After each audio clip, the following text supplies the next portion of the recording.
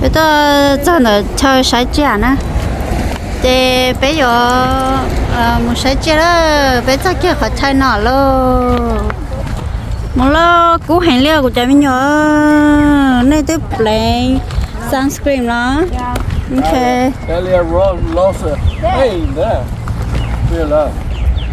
được cái này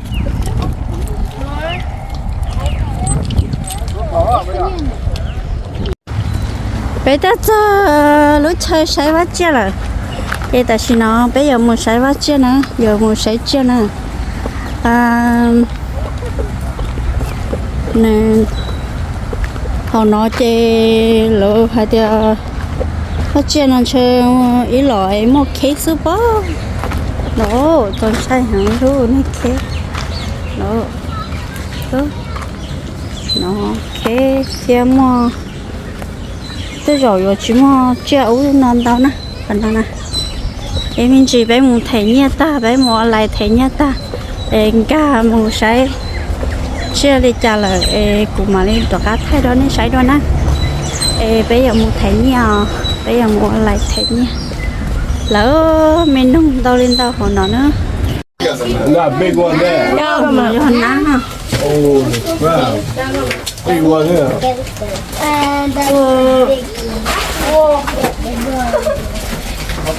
nói chia nói chơi nắng cho nắng đang lên nó bỏ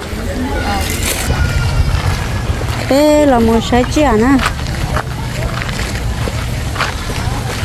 giờ một trái là bouquet ta tỏi cho lúc xưa là bouquet nào thì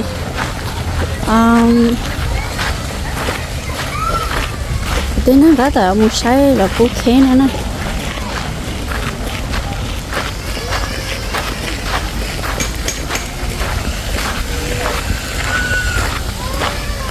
cô chẳng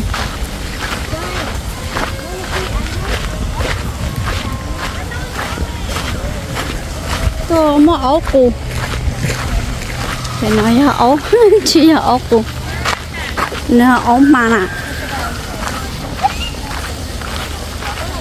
áo mà nhá để đua bố về nó cho chẳng mua tới tôi áo mà để đua用đi nó thế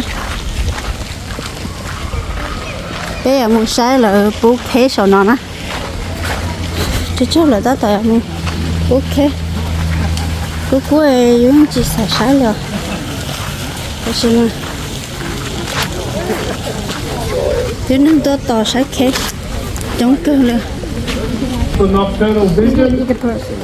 He is an opportunistic animal, and if you're standing down there on the edge of the water in the daytime, then he's not going to go down there and go, oh, sorry, come back later when it's dark. I can't eat you now. Or give me indigestion or something, yeah? Doesn't work like that? He is given an opportunity, he will take it. So, we can see his looking now. On the right side, he has the best hearing of any reptile on our planet. Above and below our frequency range, so he hears things we can't even hear. Come on! Come on! Quick! Yeah!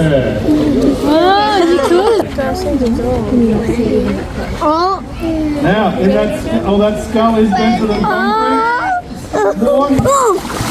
He's massive! So big! He's massive! 6 teeth, 30 embedded in there, 33 on the top, 33 on the bottom. Whoa! That's his tail. Far. Each one of those is offset to each other, and so it actually counteracts or wipes out the water movement and displacement of the one in front. Yeah? Is there a big snake in there? That's a dragon. Dragon size.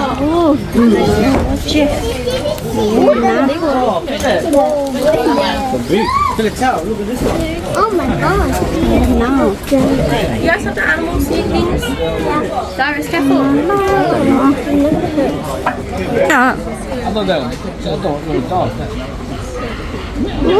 tôi chơi nói họ chơi chỉ bảo lúc mày nó Này thì tụi mẹ dễ luôn nè. Ô nhỏ quá. Ở đây là ống màng.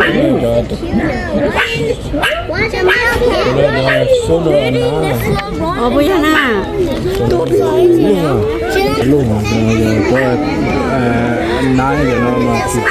Chỉ sử hậu là. Ủa, nãy này sử cho nó đó. Lo.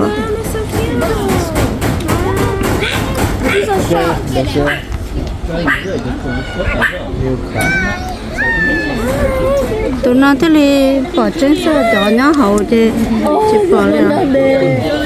There's one down there. Nó cái à, tụi nó cái chi đó cho nó nè. Cho kia, tụi nó ốm mà. Cho ốm mà, tụi nó ốm mà nữa. Nó là kangaroo.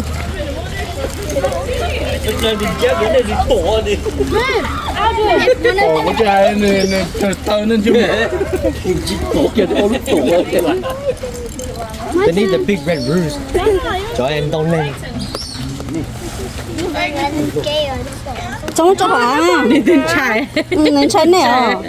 Trời xin trai. Baby, you want some too? Come here.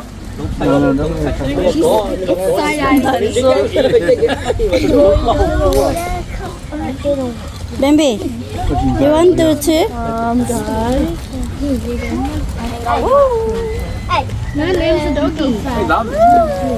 Happy là xóa tôi cho tới.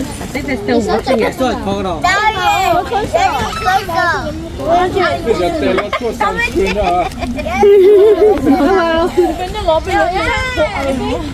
I know how to make it. But you can do it. Oh my god. No, don't put in the floor. Nên nhân trai nè. Nên nhân trai nên là một chỗ à? Xóa sai oh. Này giờ tè mua sunscreen đó. Say something like, oh, his bag is ripping. Oh no, the child. What is that? Turn around. It's sweat. It's sweat. Her sweat's making it rip. Oh my god. You have a little toy. Oh my god. It is in that water. Morn. So stay out of that water. And where Bowen and I are standing, very dangerous position as well, around the edge of that water. The crocodiles are designed to get really close to the edge of the water here, and then utilising his tail, when he feels he has the right opportunity, flick it backwards and forwards, and lunge up out of that water. Cho nó cái trăng, cho nó trăng.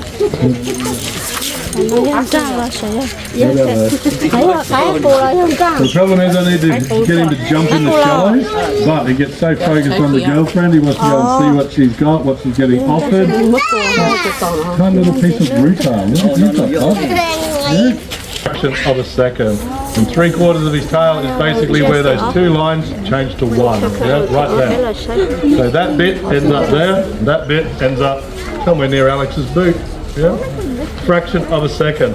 So it is recommended we are 6 to 10 meters back from the edge of that water, because that way, if the crocodile lunges up out of the water, let's put a little bit of a length on this fellow, make him 4.4 meters. That means he can get 3.3 meters up onto this bank in a fraction of a second. We're 6 meters back, plenty of room between us and Mr. Crocodile, that we can turn 180 degrees and run. Yeah? Crocodiles are designed to lunge up onto this bank using his tail. Look at those short, stumpy little legs, rotund belly on him.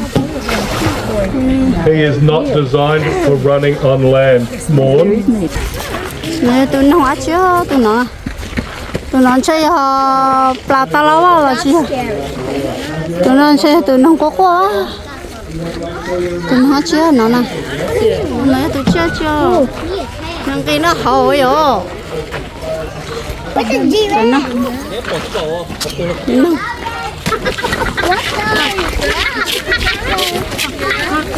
Đó thì kiếm á. Đứa phi à mình sợ.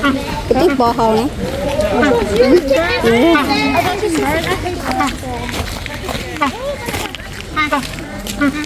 Nó hơi nông o giờ, nông o đây nè nó nè. Này nông o đây à. Cho nó chơi sửa cho trang là cho nó tới rồi cho nông cho cái trang hàng nó. Mà chỉ cá thì tiền. Hay nó gì nông phóng pli à, cho cái trang nó phóng pli. Mà bây giờ vắt chia, bây giờ sai dư, nhớ cho thằng sao. Chẳng tôi cũng hình rồi. Còn nó chơi chọn trang nó chơi này nhớ cho số họ sẽ cho đi nó. Nhớ một giấy khó bỏ, ít tụ nhớ một giấy khó bỏ ít tụ. Chẳng có cố hay. Bây giờ là sẽ là vắt chia nào. Sợ cho nó làm á, cho nó làm rồi hả chị luôn chị bảo. Chị真的nhận đã ăn kia thấy chị nhận chị ta. Nên chị có thể sử dụng nó chị. Nó sẽ chưa nói là lô vang chưa? Là này hả chị nông lo? Nông đấy. Ô nông sẽ tôi nông đi nó nè, tôi nông đi để đó là nhắn tới nè. Nên nó này bỏ nên tin tin thôi. Nhắc con nó nè, nhắc con nó nè. Bây giờ tôi nói nè. Tôi nói tôi nông á chưa, tôi nói sợ, tôi nói tôi mới nhon nông lấy mới nhon quá. Tôi nói sợ cho cái anh trai vào ta, tôi nói chưa chưa bây giờ chưa thấy chuyện nào mà sẽ xong hả? Rồi có má chỉ một có một tiếp của nó chỉ tàu này nó này nè. I think it's all this one every day. Baby nó nè. Bố tôi nè.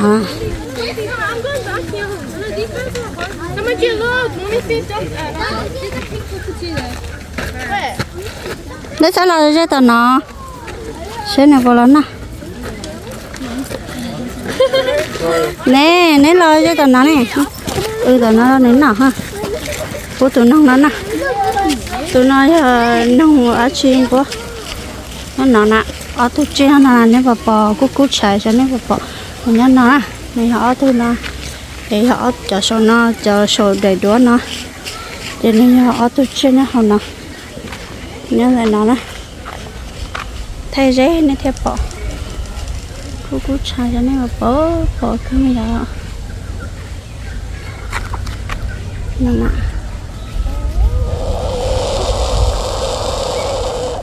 Mẹ có quả cho nhỏ là thay đổi khả năng tại tụi chân à.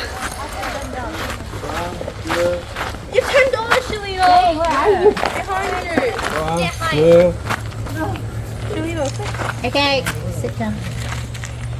1, 2, 3. 1, 2, 3.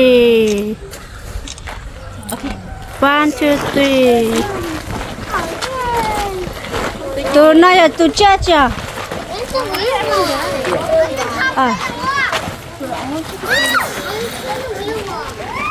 Nó bé lo xí cho nó khó chơi nó. Để sai nó.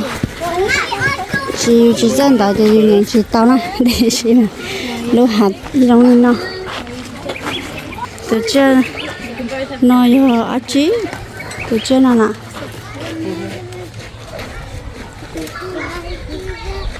Tụi chơi nó thì cái mà cho họ luôn. Sẽ cho chơi nó nè. Nó vô. Nó vô ống màu. Đây là một sái cho chơi. Rồi một sái cho nà nè.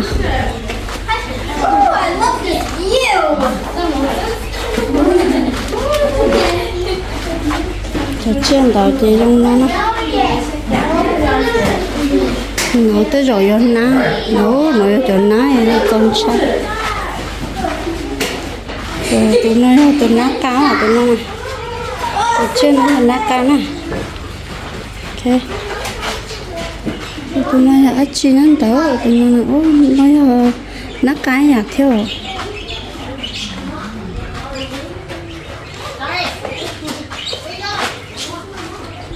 Nó là cho nhau thì thuê chín tiền liễu tôi lắc khăn mà bây giờ là sai luôn vài tôi nông nọ cho nông nọ nè có giờ giờ giờ này nó lạnh con chúa sao nó nè nó bỏ nè nè có giờ giờ ít tiền thôi sao nè quá tôi tao nó tao xin nhau tôi nói tao xin nhau tôi nói chỗ nhá nữa sao dạ ồ cho nó im mù ha cho nó im mù ha Oh, they're beefing. Hello. Bitches. Queen. Queen. Okay, that's nó y nó khăn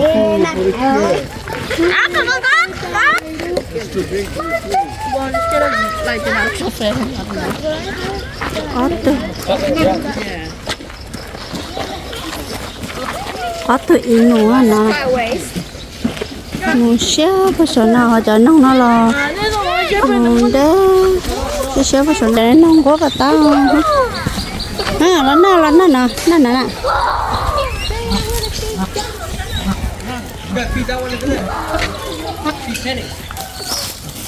Cái phí là vậy. bà lá nè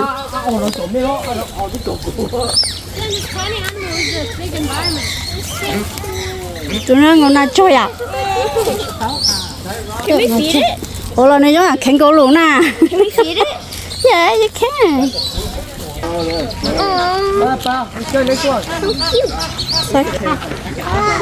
là bố mà cháu nhớ khó chơi là sai nó hả nè xịt kia ta nè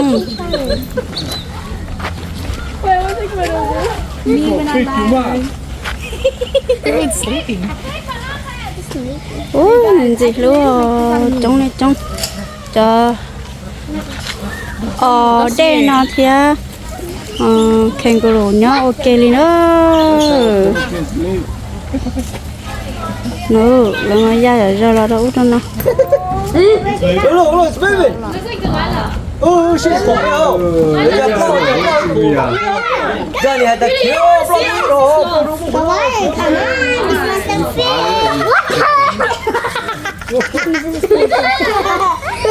để tôi cho một cái nữa đó khổ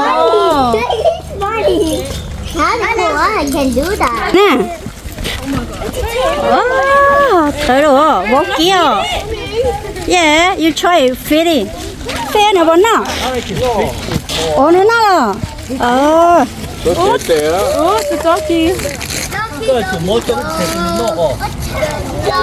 tôi xài tới bữa khá nữa nè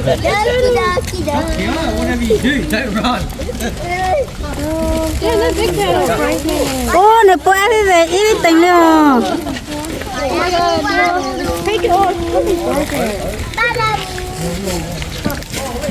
tôi xài sao bún tao bây giờ处理khó cho nó nó bé chồng không thấy yêu chỉ mấy cái chạy yêu theo theo bố ký nhau ok liền tôi cho chống từ bố ký là mày mò tôi cho bố ký chống nào nha nó tôi cho chống từ nó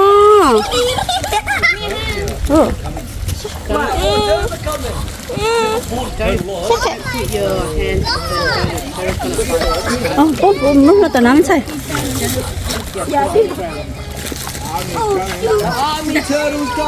wow bố chúng ta khỏi nào lấy cả hai mình xe đi bé chồng bố lịch khó wow chống wow để cho rong tao ha bố cha này lo bệnh tu nọ rồi sai all nó cho nó sẽ it's okay sắp bố cái gì gì lo quá tao lên tao đú tao nó sợ lỡ mình nói ra vô đó nè mình sẽ sáng thì nó phải sợ mà nó lên có gì chú không hả ở trên đó là có Pretty. ồ tụi trên là nó có cái nó tụi trên là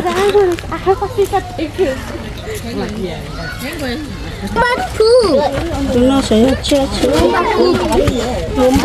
Did you see the poop? Nó bơi là lúc nó để cho ai con nó mình tí xíu.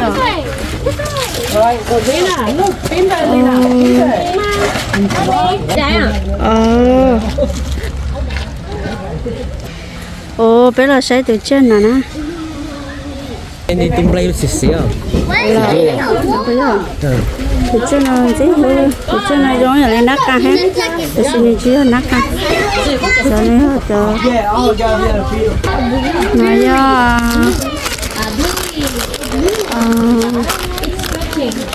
Gì đúng không? Nó khởi không? Này nó cho cháu quá. Nó cái sẽ cho. Nó cho cái cháu sẽ liền. Cái là sẽ cho mấy nhỏ đây. Cho mấy nhỏ chứ. Cho rồi đi tôi về sushi thằng mình. Rồi nó ngồi chóc quá. Tôi nói cho tôi ở đây tôi nói là tôi chết chưa? Nó tôi nói là tôi plan ta lâu á. Đây cũng dây nông. Nên gì đúng rồi, anh nói là plan mà. Wait, that would be now. Đây muốn bị hụt chơi thôi, chứ phải. Plan mà. That's right. My name is Ranger Maddie and I'm going to be the Ranger